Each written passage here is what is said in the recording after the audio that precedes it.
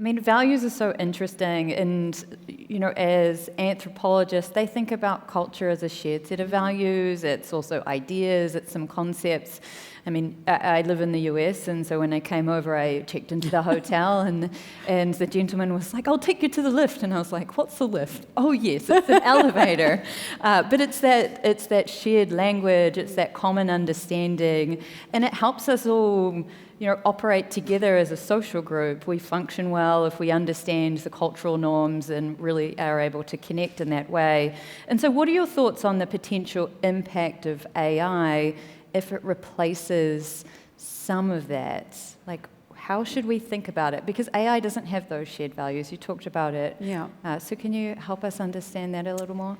So on the one hand, you could create, so I'm painting a slightly bigger picture here. So we've got populations where birth rates in many countries are falling. Think about Japan, for example, in the UK and Spain. Where I live in Barcelona, there are more dogs than babies. And so thinking about that, we are going to end up, if resources and global supply chains hold with the increasing severity and frequency of climate events, which is another big question, we are likely to end up with robots integrated with AI that then provide many of the supportive services that we need. So maybe you go into a hospital and there is an AI-supported robot that does triage and helps to figure out who needs what.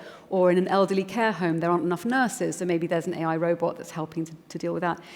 Now, on the one hand, that's quite helpful, and it can kind of work as a stand-in, but trust is also embodied, right? So my ability to be here with you, to physically shake your hand, to respond to you on a creaturely level, at a level that maybe I'm consciously not even aware of, the changing in your voice, or if you're feeling a bit nervous, or the throat is a bit constricted, or there's all of these qualities that we respond to without even recognizing that we're doing it, that AI does not replicate. And so it's a question of, again, where can we use things to augment and help us pay attention to the things that we really need to?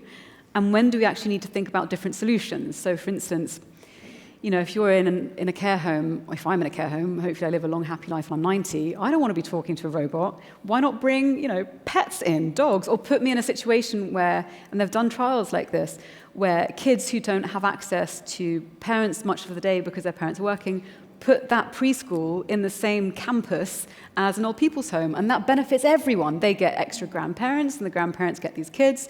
And so there's all sorts of creative ways in which we can think of using AI in a way that's trustworthy, but that doesn't remove us from one another or from our living world. And I think that's the key thing. Yeah, that's to so increase connection, not diminish it. Yeah, that increasing connection across the generations is so interesting too. And there's a really strong aspect of storytelling, right? I am sure the elder generation have some fascinating stories about before you had an iPhone, before you had a touchscreen, before you had all I have of these. stories about that. Oh my God.